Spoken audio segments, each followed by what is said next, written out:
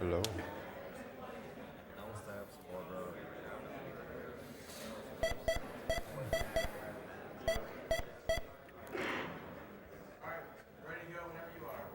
Hey.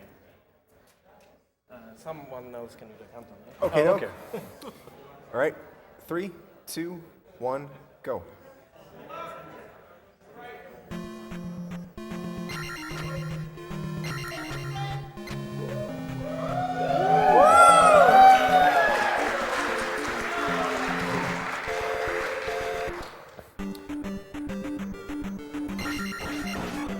So welcome everybody. Yeah. This is Zelda 2, played by ProJan. Going in this cave first to get the magic container. It's important to get this at the start or else you're not going to be able to cast life. You need enough boxes of magic to do that. Also, we'll be skipping many things in the run, but you have to get all the magic containers to get the Thunder spell, which you need to beat the second last boss.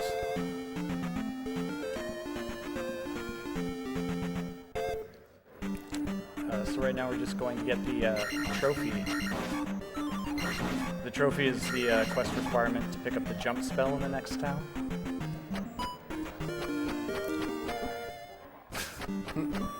Oh, You're meant to have the candle here, which would light up the room and show where the enemies are. We will not be getting the candle in this run. Can we get a roll call? hello, my name is Enzel. ProJan's the runner. I'm Faisal. I'm Pres J. Polk. So this first town here, the objective is to get the jump spell. That trophy that was just picked up in the cave there is the requirement for that. Jump spell is needed to go through the next cave that he's about to go through.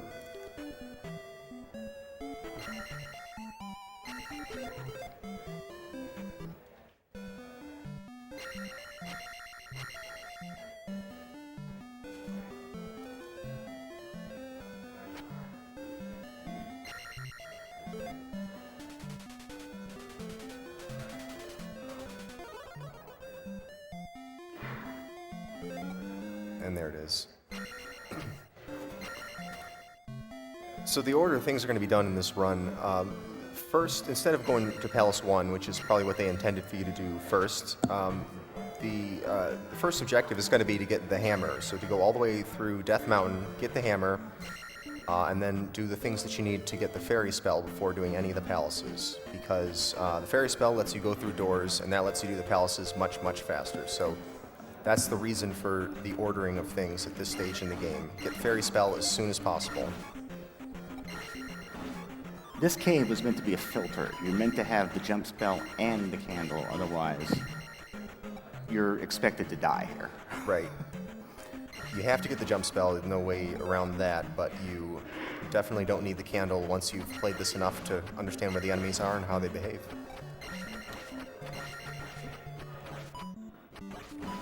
The enemies. The Gorillaz are probably the hardest enemies to fight in the dark of all of what we do here in the early game, anyway. The enemies on the ground are slightly visible. You can see the shadows of their feet on the ground. It would be easy to miss, but it does help.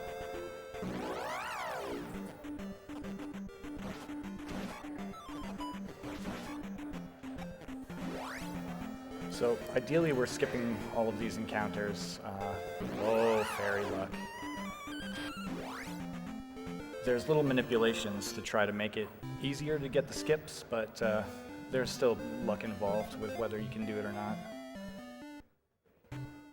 Now we know Bagu. Right.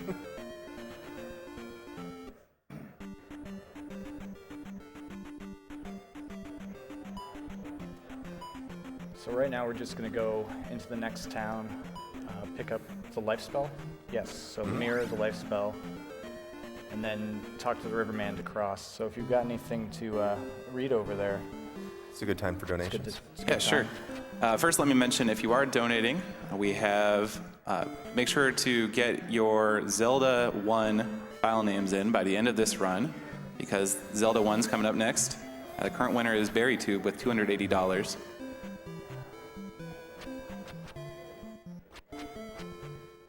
We We got a $50 donation from Wolfsauge.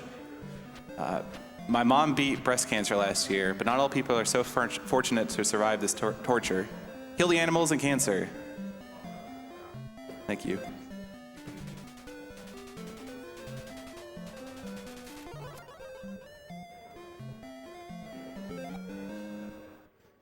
So the life spell does basically what it says on the tin. You cast it and it refills 3 bars of your health. Yeah, it's optional. You don't need to get it in this route, but having it allows you to play a little more aggressively, and, you know, this is a deathless category. The idea is you're not supposed to take any deaths, intentional or otherwise.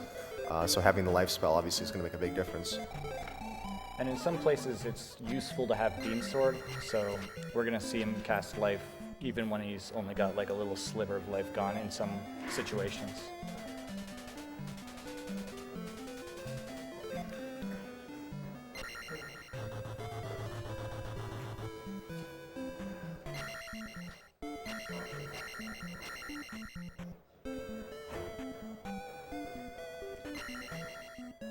And now the appropriately named Death Mountain. There's a lot of enemies, especially early on, that are very random. Yep, these slimes, for one thing, are very hard to predict what they're going to do. The slimes, the boomerang guys, and the bats are really hard to predict in the dark.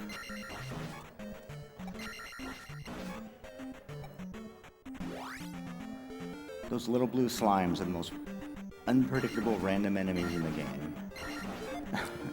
And the level designers did a very good job of placing them where they could do the most damage.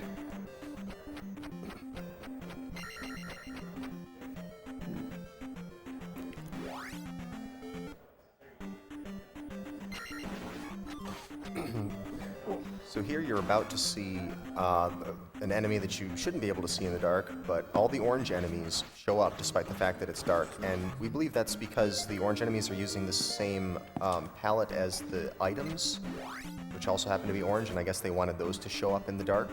And so as a result, the orange enemies are also visible.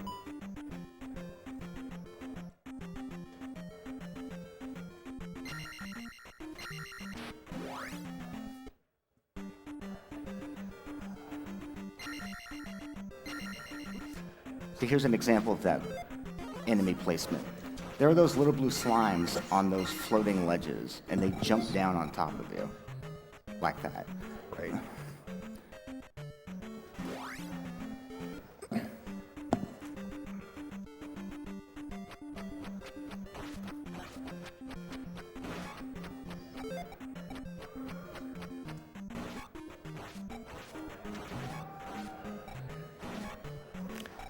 Nice dire jump.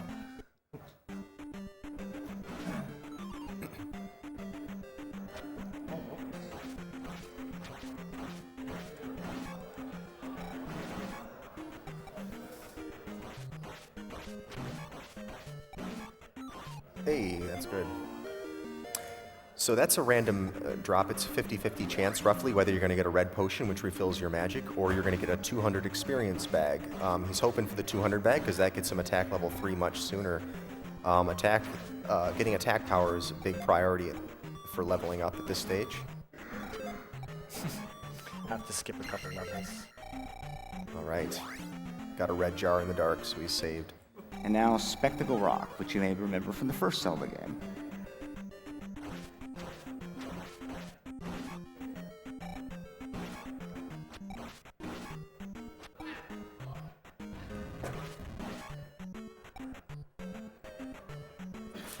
Ideally, you have Beam Sword right here, so that you can kind of get rid of these little jumping things more easily. Otherwise, they just kind of Right. We'll have to deal with them on the way out. get in the way.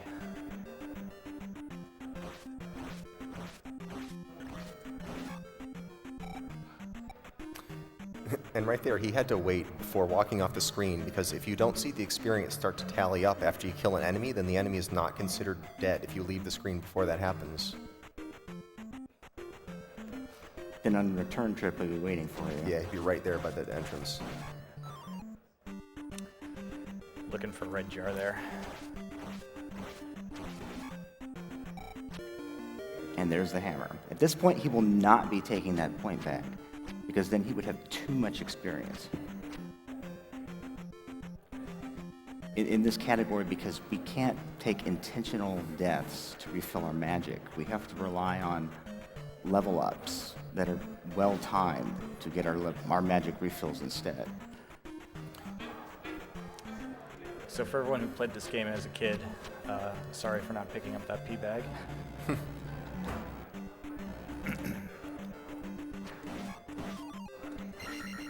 Cool.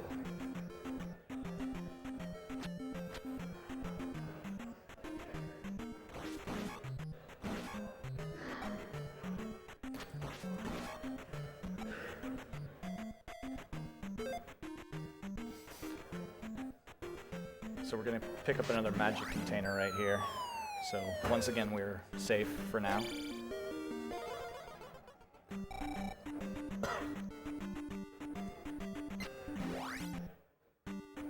So we duck in and out of these caves just as a manipulation to avoid getting random encounters.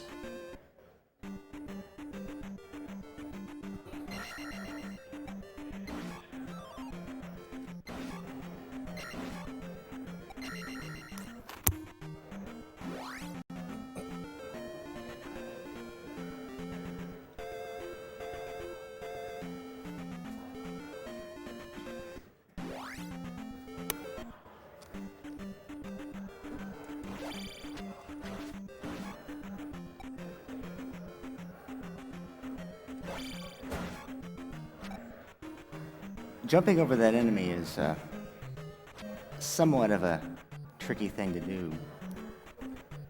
The key to know is the enemies actually read your inputs. It's sort of like looking at your controller in a fighting game. They're looking at what you do and adapting to what you do. So if you let go of the D-pad, they'll freeze in place, and that lets you jump right over them.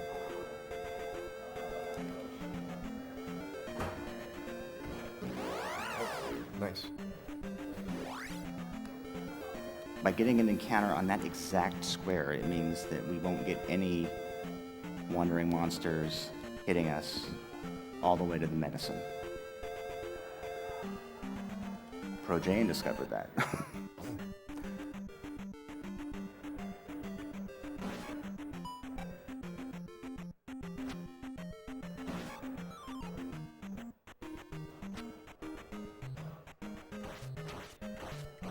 We are getting a lot of donations currently. We're receiving all the donations even though we can't read them all out loud. So thank you for continuing your support of AGDQ. So right here we're picking up the medicine, which you would need to get the fairy spell. We're gonna grab the extra life, right? And yeah, grab the extra life just for safety. We are gonna go to the next town, which we're gonna pick up the fairy spell, the downstab technique, everyone's favorite. So this is as good a time as any for donations. Sure. Yeah, let me read a few. We got $20 from Sleepy Foo, who says, Link, fill up your hearts so you can shoot your sword with power and defeat cancer. Thank you very much. $15 from Territorial Oak, who says, lost both my aunt and my grandfather to lung cancer. So you can bet I'd like to see it kicked to the curb. Hoping you hit every goal you set. On that note, I actually fell out of playing video games in the past year or so, but watching you guys all doing such great work is making me want to pick up a controller again and finish all the games I never completed. I haven't felt this much hype and excitement for playing games rather than just talking about them in such a long time. Thank you.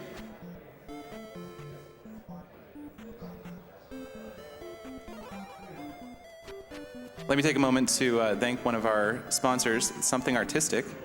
SomethingArtistic.net offers decals and stickers made to decorate your consoles, walls, computers, and more. $2 from every decal sold this week is being donated directly to the Prevent Cancer Foundation. You can find all their decals, including some designed just for AGDQ, over at decal.ly.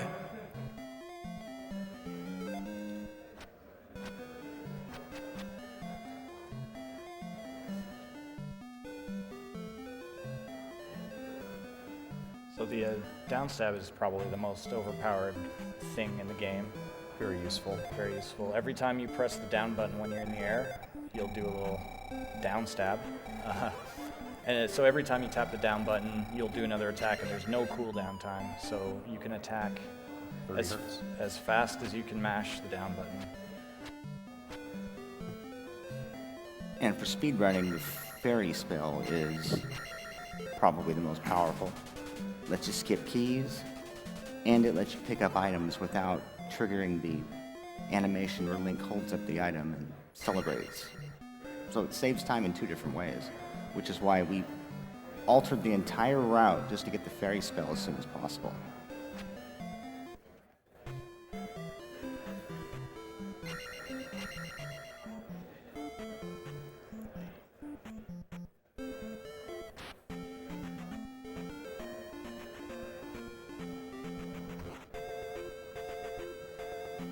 And now after all that, it's time to actually start where you're supposed to go first. Yeah, time for Palace 1 finally.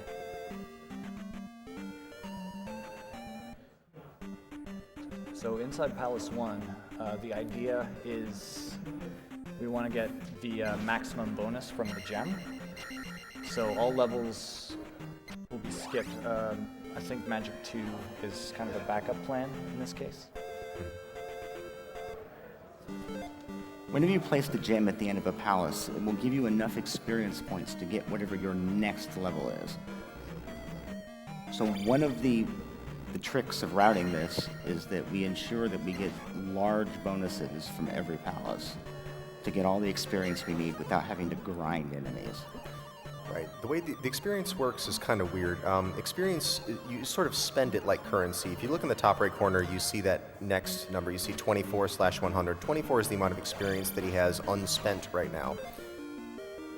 And every time you pass one of the thresholds, each magic, life, or attack level has a certain cost, a certain amount of experience that you have to spend on it to gain that level. And what happens is when that dialogue pops up, you can choose anything that you are able to afford, but that dialogue will only pop up when your amount of experience you have, that number that's on the left, crosses one of the next experience point total boundaries. And that's what that number is on the right side, that 300. That's when the next time that dialogue box is going to pop up. But in this case, he needs to make sure he gets past 300 after this boss, before putting the crystal into the thing at the end of the palace, so that the next number will be as big as it possibly can be, and he'll get maximum bonus.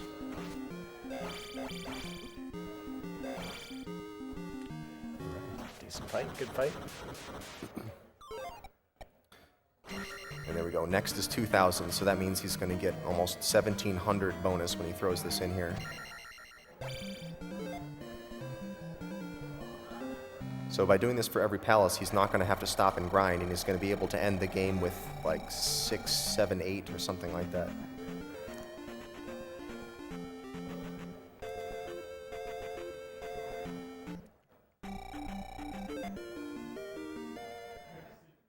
Big thanks to Silamando12 for a $510 donation. Says, fulfilling my promise. Thank you to all the runners and everyone watching and donating. You make all this possible, and you're amazing. Let's see if we can't shatter our goals this year. Thank you.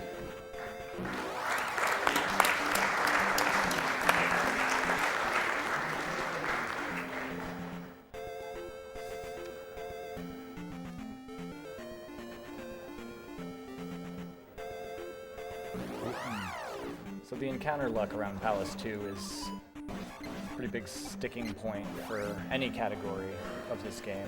Right, there are some things you can do to manipulate it, but only so far you can go with that. Every time...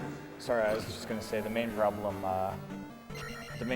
being that your speed is half on the swamp, and the encounters can easily catch up to you.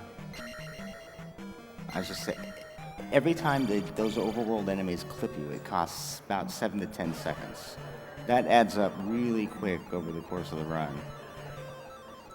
And finding little manipulations really helps, because most of the time, those wandering monsters will move according to their position relative to Link. And that was another place where those little blue bots are very well placed to kill you.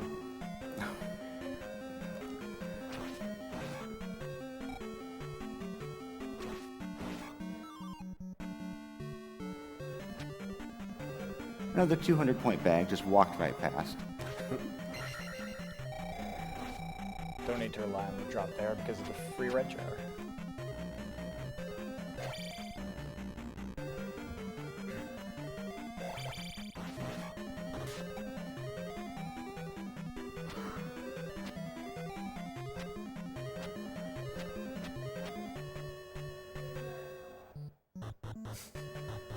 To this point in the run, the only key we picked up was directly in the way. That's what getting the fairy spell did for us. We're skipping so many rooms in these palaces.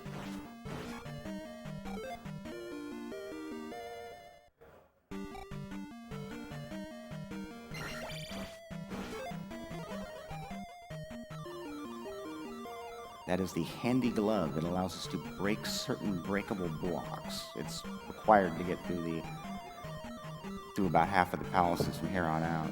Right, yeah, it's one of the items that you can't skip regardless of what route you're taking,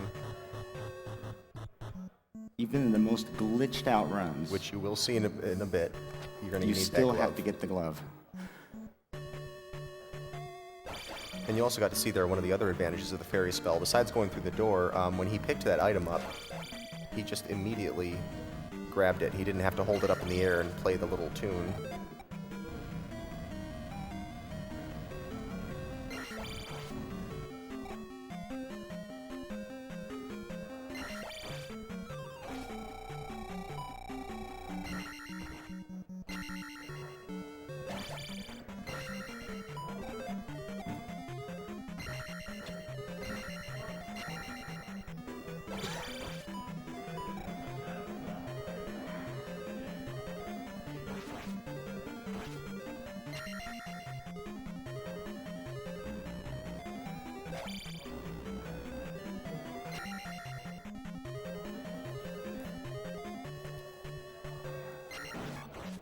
Oh, Nice.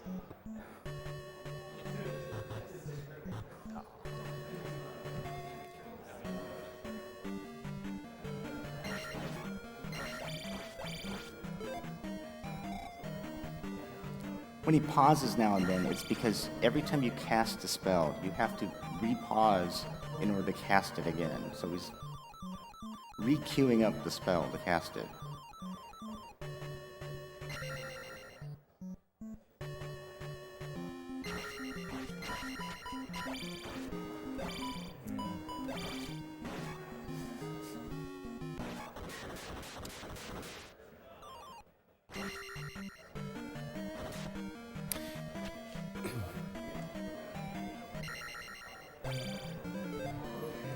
That's Palace 2 down. And he should get another attack level from this. The idea is to get an attack level from each of these palaces, because the attack levels cost so much more than the other ones. But he's going to use all the palace bonuses for attack levels up to the next one. The next one won't be. And this is going to be a slog over to Palace 3, so this will be a good time for some donations. Sure, yeah. Let's see, we got a $150 donation from Clack Bardo, who says, "Hey guys, friend loves you guys a lot, so I thought about checking you guys out, and now I'm hooked. Keep up the awesome work. Screw cancer." Big shout out to Rooster Teeth Achievement Hunter and the No for the link and know of you guys streaming. Thank you. We got $20 from Spectral Unicorn, who says, "Zelda 2 is one of my favorite Zelda games, so it's very exciting to see it run at AGDQ. Putting this money towards what all true speedrunners want, kill the false god."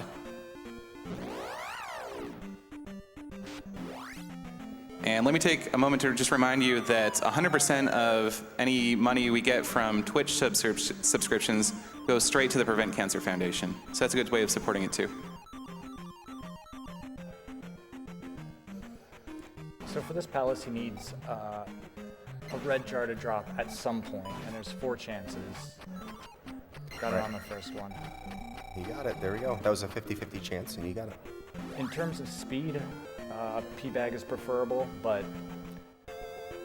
the sooner the red jar drops, the better. Right. just He has a for- shot right here at 1, but he got a knight instead.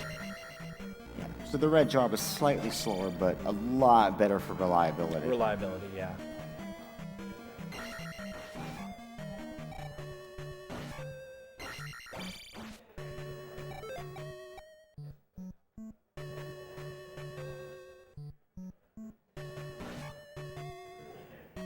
Those drops are kind of meant to come at unpredictable times.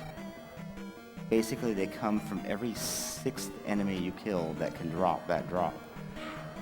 So basically, pretty much every kill in this run is scripted to ensure that those drops will come at just the right time to give just the right fill-up needed. It takes a lot of practice just to be able to complete one of these runs.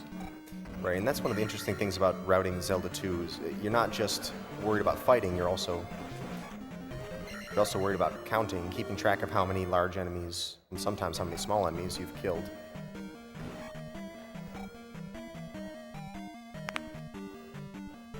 I hope that didn't go through the mic. Oops.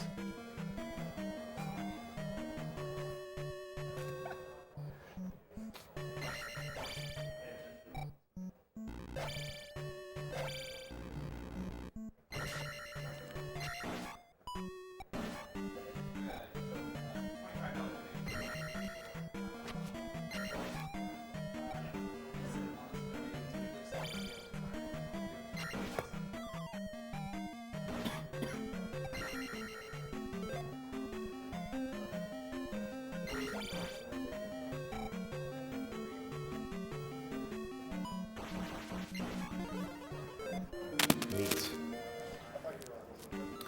So there he cast Fairy and then got the level up, the magic level up, which refilled his magic. Good timing. You also got to see what we call the jackhammer move. Mashing down on the D-pad with down stab lets you attack those guys repeatedly. Do that in any of those low-ceilinged places. Basically only casting jump in this room for safety, so that you can down stab the bots and not have to worry about them. You can spare the magic at this point in the palace.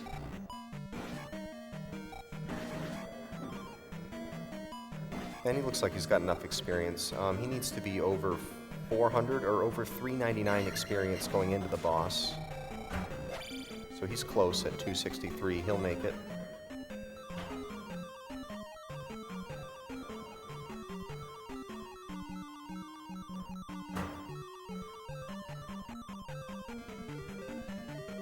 JD15 donated $25. Said, wanted to donate to a Glitch Zelda 2, but it's already been met.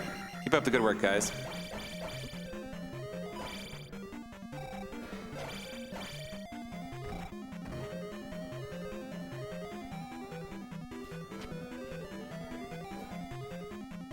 And so here's a fun way to fight this boss.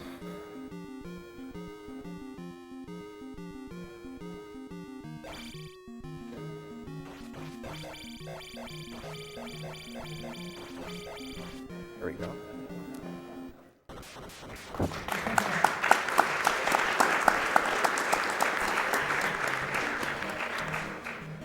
So at this point, we're gonna get the 4,200 experience from placing the crystal and dump it all into magic and life levels. Right, so instead of taking an attack level, as was done in the last two palaces, the idea is to just spend all that on magic, or as much as possible on magic, because once you get up to magic level 5, that will allow you to cast Fairy twice with the amount of magic boxes that you have.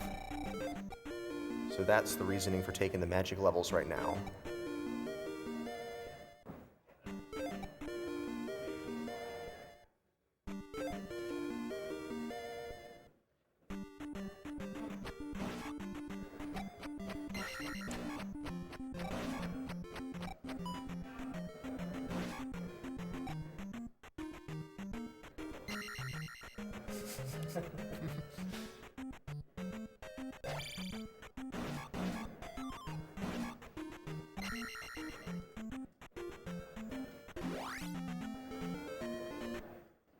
Let me take a moment and remind you that if you did want to bid for the path taken in Fire Emblem, you need to get that in before that run, which is it's coming up in a couple games. Currently, Radiant Dawn is winning by 2,051 to the 1,052 of Path of Radiance.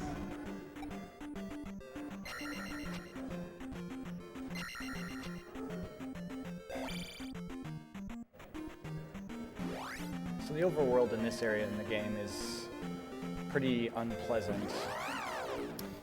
Yeah, there's a long distance that you have to get between without having little safety points to reset the timer on these overworld enemies. So you'll see him pause from time to time just to sort of decide which direction to walk. Gives himself a little more time to make that decision. So we're going to pick up the kid, which is sort of a quest item to get the reflect spell in the next town. And the only reason to switch to fairy here is just so you don't have to do the pickup animation. Just skip that entirely.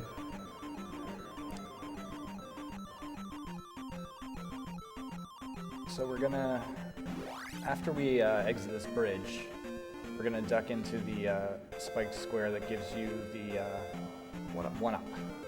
And once again, for safety, we're gonna take it.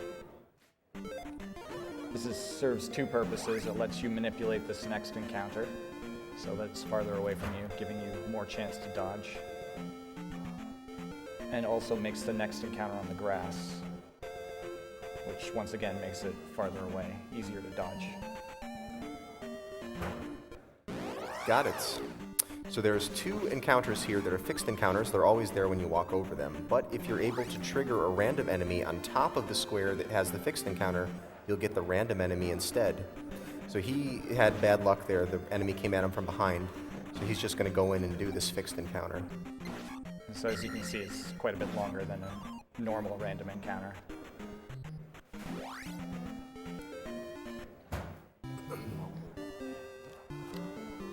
So in here, we're just going to be picking up the reflect spell. So You can also get upstab here, but that is not needed in the any percent run. Don't need upstab. it would be a good time to. Yeah, sir. We actually just got a $1,000 donation from Feather Touch. So that's awesome.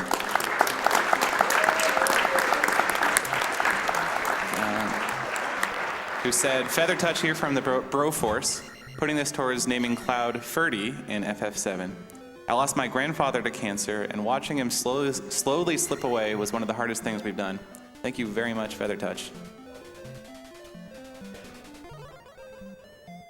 We got a $25 donation from Uzi Gorilla, who says, my first live GDQ, I have to donate, right? Good luck to all the runners. Thank you.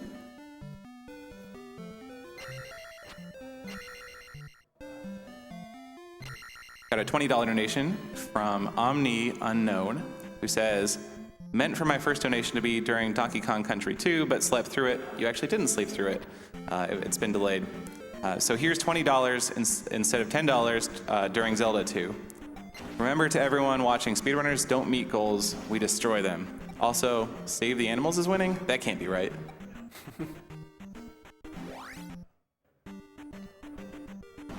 So we're not attempting to skip some of these longer encounters, even though they're longer, because you do need to pick up a little bit of extra experience before going into Palace 4. There needs to be a magic level up at a certain time in the palace in order to be able to cast Fairy enough times to get through it.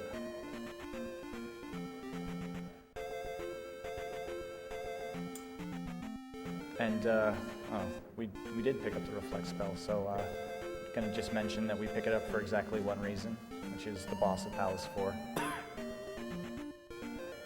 Yeah, what Reflect does is it, for one thing, it lets you block fireballs, which Yeah. is kind of a lesser used use of it. It'll also reflect back certain kinds of attacks, like the Wizrobes when they appear, you can reflect their attacks back, but mainly it lets you reflect Carrick, the boss of this dungeon, lets you reflect his attacks back at him, which is the only way to fight him, and that's the reason why it's required, even though it's so far out of the way. It's also a very expensive spell at this point. All the spells become less expensive as your magic level goes up, but this is still quite expensive.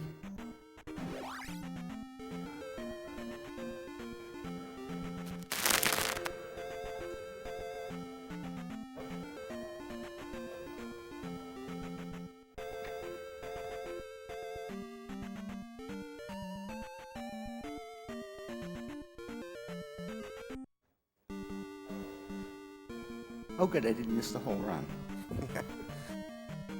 Sorry about that.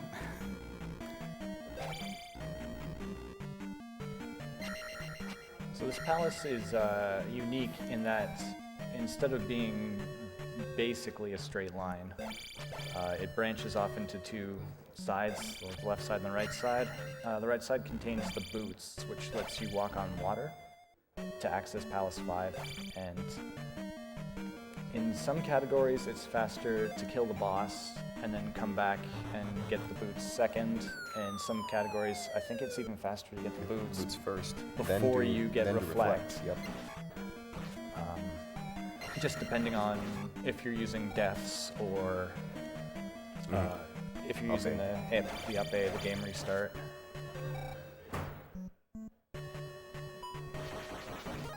Nice.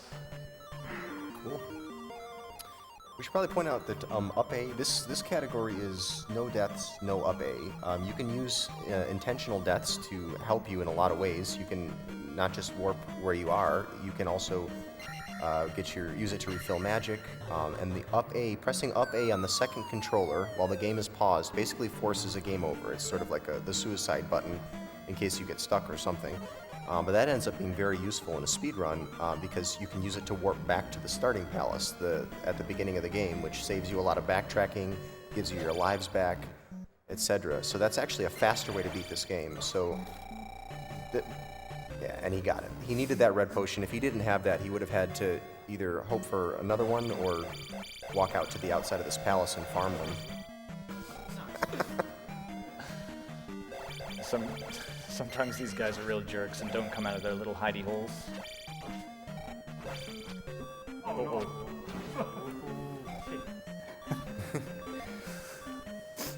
So even though he's got very low life, I don't think we'll be seeing him cast the life spell, just because he needs all this magic to be able to get through.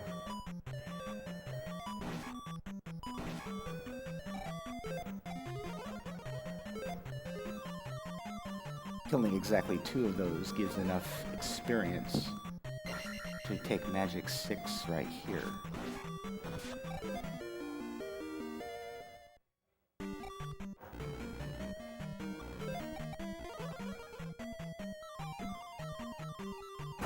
Since there are still 2 more doors to ferry through, that magic refill is critical.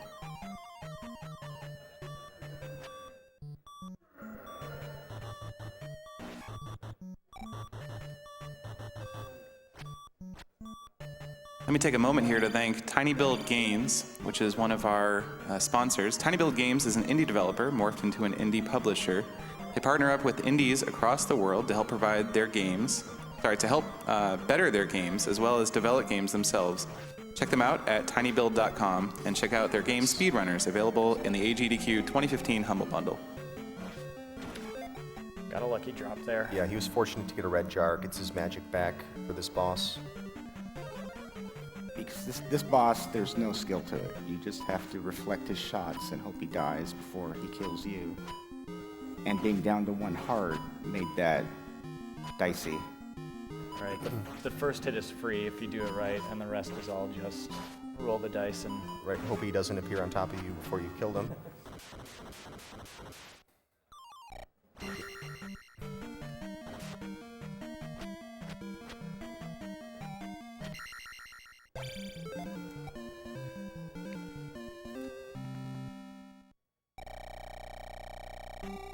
At this point, the experience routing is pretty easy. There are 3 Palace gems left, and there will be 3 levels to take.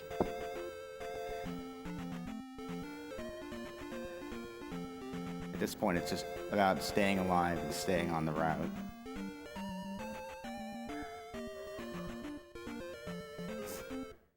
You might notice that he's skipping a lot of heart containers. He just skipped one that's really easy to get to just a moment ago in the water, but you really don't need it, or at least don't need it enough to want to go out of your way to get it. There's only one heart container that's directly on your path that you'll see him get in this route. And that is really only useful to get because it helps with an encounter skip. The encounter for the heart is much shorter than the monster encounters.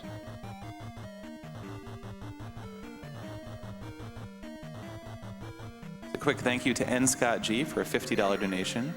Says, Zelda 2 was the only game I ever had to use Game Genie on when I was a kid. What you're doing is amazing. Keep it up, fellas.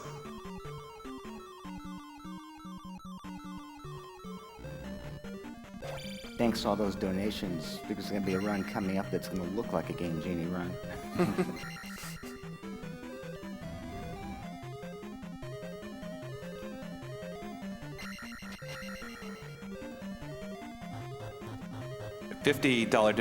$60 donation here from Erthine, who says, watching from the UK, great schedule lined up and some awesome runs so far.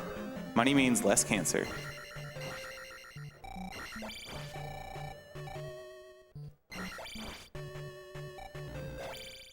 Many of us as kids playing the game would stab every single statue in the game, hoping for those jars.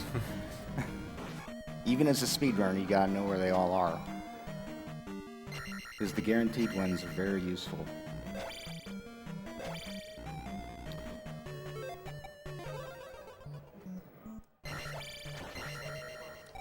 I think Fiesel once said in a run, that's the furthest out of the way he's willing to go to get a key. Right. I think that's the most, that's the most off path.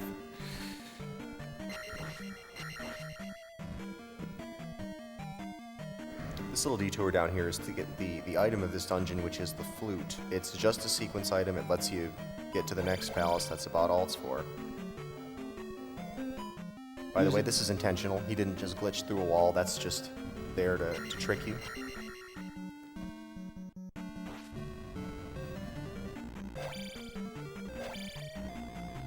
That enemy in front of an apparently blank wall was meant to be a clue that, hey, maybe there's something there. This is the most puzzle-oriented of the palaces, pretty much. Just finding everything is the hardest part. So what he's doing right there is manipulating the blue guy to walk away from the door so that he can slip past him and get back out again without taking a hit. So he had to get the blue guy to walk back to the right. Even at life 7, but those guys can hurt. We got a $50 donation from Wildfall, who asks, why did you schedule AGDQ on exam week, frowny face? He's getting very good luck with these these magos, these orange wizards that keep appearing.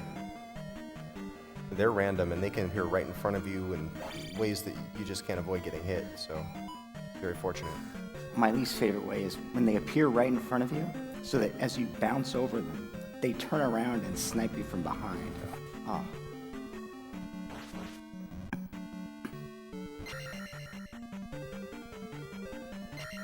So Projan's just making this look easy. Yeah, coming up in just a moment is one of the trickier bosses in this game, which he is going to make look easy. Hopefully. Of course he will. Of course he will. Fun bit of trivia, that red hammer throwing guy is, in the Japanese version, called a Guma, which is basically Japanese for bear. This boss is called Boss Guma. He's meant to be a large-sized version of those little red hammer throwers.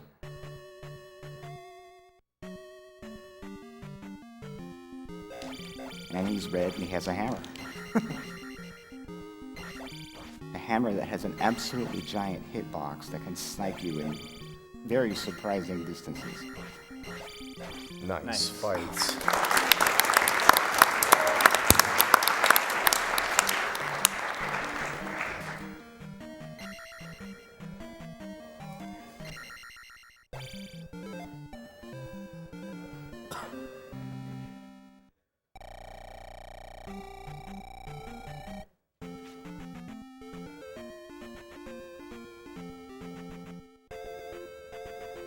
So coming up here, he's going to be using the flute to get past this this river. Wait, what's this thing called?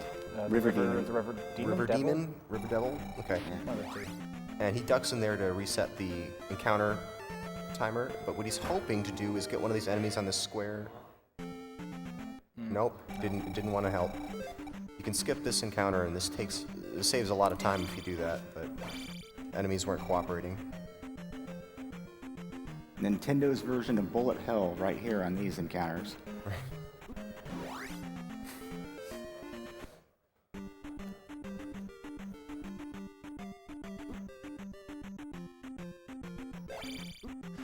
We got a $50 donation here from Ramseed, who says, 4 years ago, I lost my dad to lung cancer. I was 14 at the time. It was by far and away the hardest part of my life, and I know the pain that others have been through. You have my sympathy, and you are not alone. Cancer is a cruel disease and takes loved ones away from us before we can even say goodbye. Recently, we lost an amazing community member, Birdie, only 23, and he had so much left to live for. But cancer took that away from him.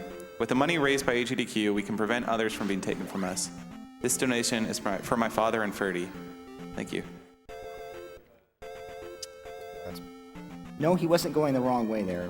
Ducking onto that bridge, again, was to reset the encounter timers, because those forest encounters are slow to deal with. Right, yeah. The trick is just to get no encounters in the overworld, and this is one of the hardest places to do that. You have to go through quite a distance, and the enemies spawn very close to you, because when you're in the forests, the enemies just spawn closer to you. That's just how it is. Closer to you and more often. And more often. So he was very lucky to, well, and he did some manipulation techniques, and combination of that let him get through that without an encounter. So the only reason to come to this town in this run is to pick up the magic jar in this house. Yeah, the final magic container. There's two other things here. There's the spell called Spell, which does various things. It's actually kind of useful for getting through Valley of Death, but he's not going to get it. He's going to skip it. He's also going to skip the magic key. Past this point in the game, they don't give you keys anymore. You need to pick up this magic key, but he's just going to do without it and rely on using the fairy spell to get through all the doors and manipulating his magic amounts so that he can do that.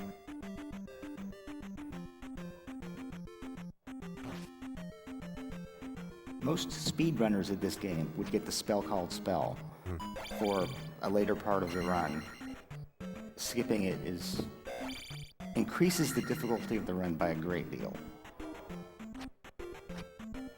We've just reached $300,000 in donations just to GamesDoneQuick.com.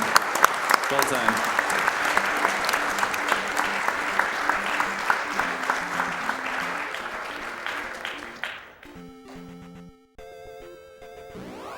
The hard skip. So he was going to that square to get this encounter to try to skip the other encounter, but unfortunately worked the other way around.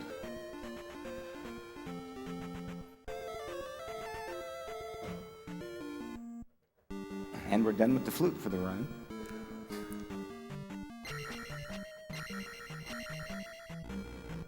I want to remind you guys that GamesDoneQuick.com is not the only way to support the Prevent Cancer Foundation during this marathon. Games Done Quick has partnered with Humble Bundle, and so if you go to humblebundle.com, you can pay what you want for up to 9 games. Also a Twitch Turbo subscription, a subscription to XSplit Premium, and exclusive merchandise, all while supporting the Prevent Cancer Foundation.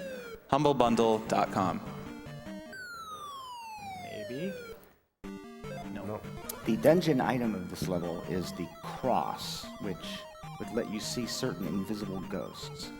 However, we don't have the candle, so even with the cross, we wouldn't be able to see them anyway, so there's no reason not to skip it in this run. Also, back in that previous room there, what he was trying to do is get on top of the ceiling. If you fall off the bottom of the screen in a certain way, in a certain place, you can actually spawn on top of the ceiling in the next area, and that lets you skip that door, but didn't quite get it. It saves a little time falling. Yeah.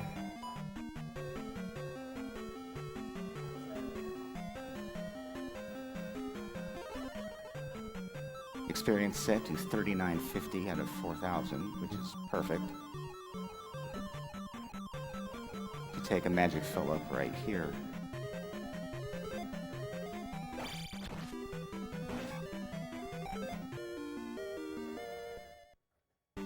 Because 2 more fairy casts are required.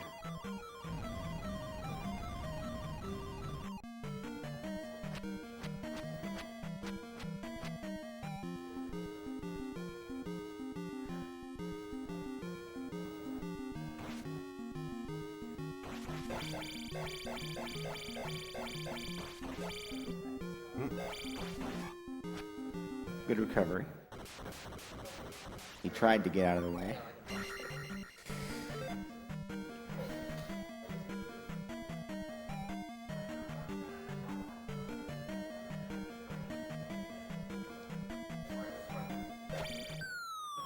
And now the boss of Palace 6, who in later Zelda games would be translated Volvagia, but in this one they translate it differently, and he's usually known as Barba.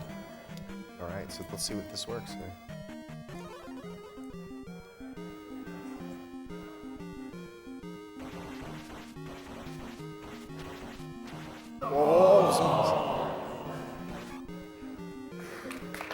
Still good, yeah.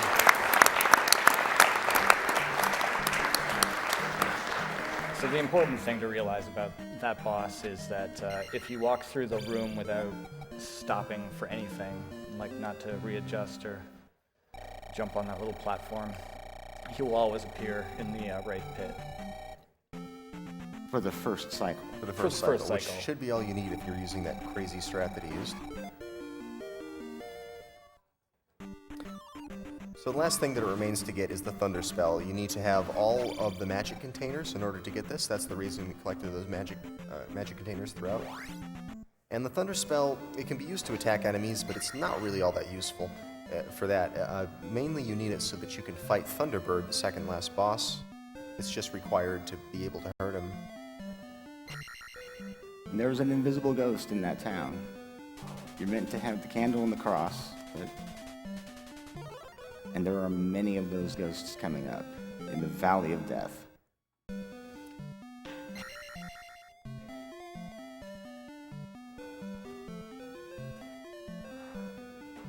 Thank you to the Mad Nad for a $50 donation. He just said, I love AGDQ. That is all.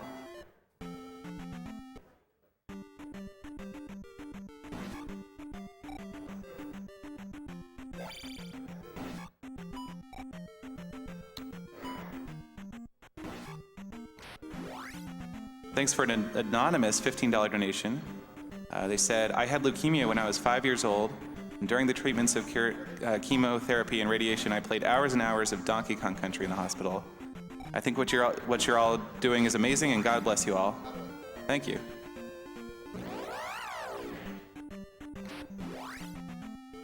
So this is called the Valley of Death for a reason.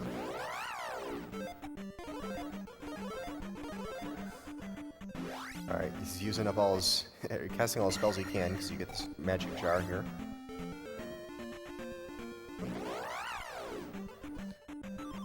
Basically, it just allows for one free cast of fairy. That encounter is full of those invisible ghosts who can knock you into the lava. Wow. Nice. So normally you would use either fairy or the jump spell or the spell or whatever, but he's just gonna commando his way through it. Nice. So there's fixed encounters. Ooh, there's fixed encounters all over the place, and he just skipped 2 of them by getting enemy encounters on top of them. Here's the hardest room of the run.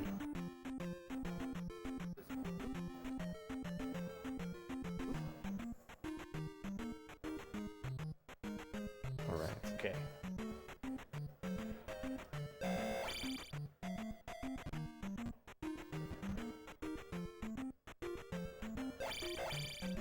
Later tonight, we're going to have the Elder Scrolls 3 Morrowind, and there are still several unmet goals or bidding wars. There's going to be a bonus any percent run. Currently have about $1,000 out of $3,000 for that. There's a bidding war for the character name and also for the race. And there's an that's just about met goal to kill the false god Vivek with a lockpick.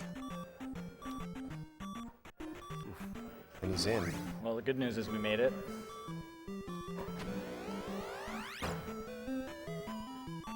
Bad news is there's a few obstacles on the way to the next fill-up.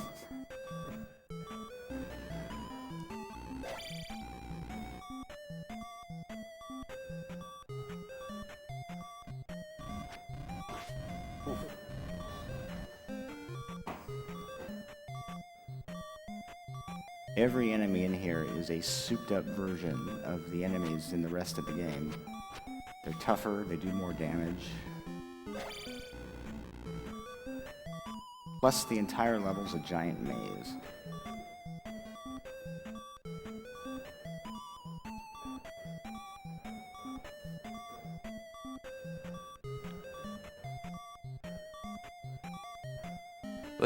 Let me remind you, in case you have some schedule confusion, that Donkey Kong Country 2 run has been delayed because Krauser, the runner, is not here yet. I think his plane has arrived, but I'm not sure. So right now we have The Legend of Zelda 2, and after this we're going to have a glitched run of this game, and then we're going to have The Legend of Zelda, the original. Also the only Zelda game that's not The Legend of Zelda.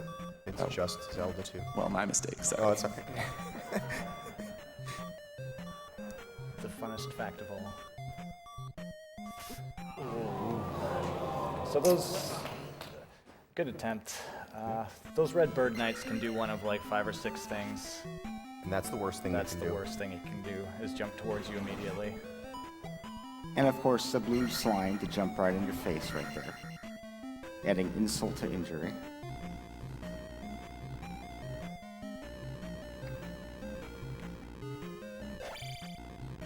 We got an $80 anonymous donation who just said, "Your work is epic, keep it up."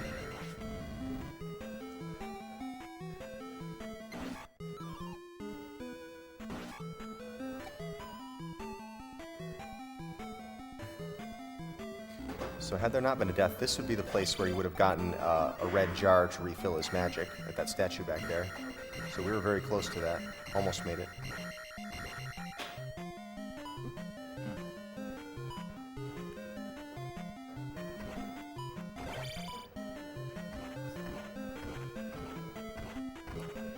Nice.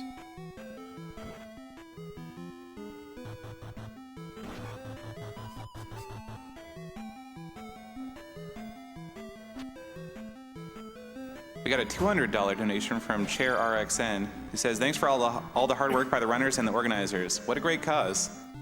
Oganam Dark Souls 2 run hype." Hype? Again. Another bad pattern.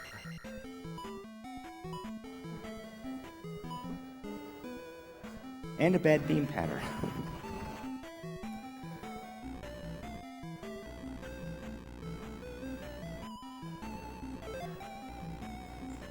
Here's a $20 donation from the Black Cat, who says, "Holy crap, Zelda? Here, have $20. Well, thank you.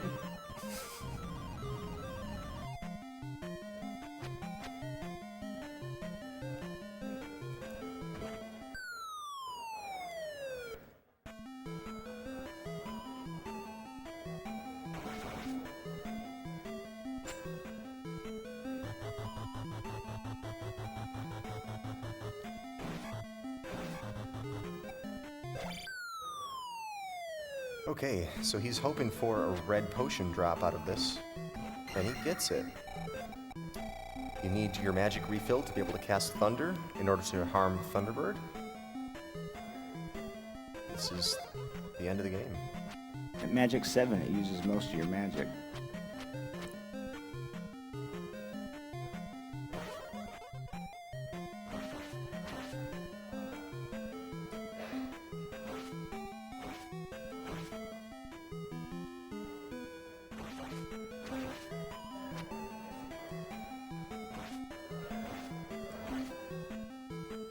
Casting jump to fight this guy is faster but riskier.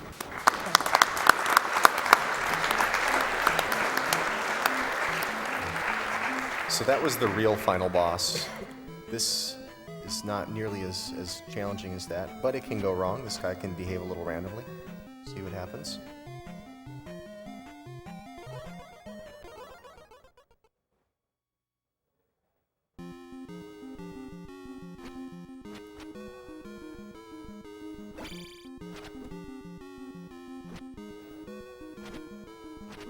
Get ready for time.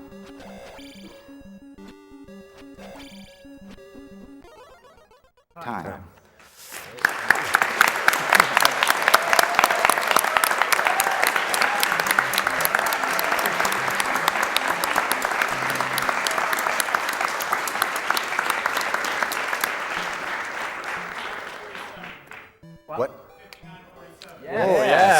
What's up, Aller?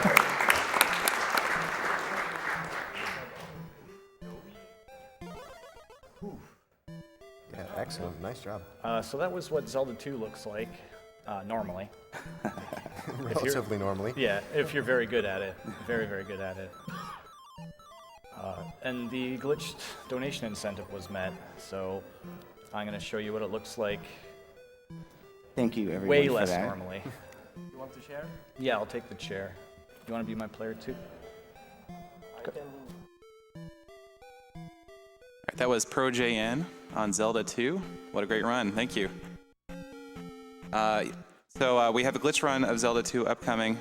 Before we get to that, let me just read out this $50 donation from Elad Difficult, who said,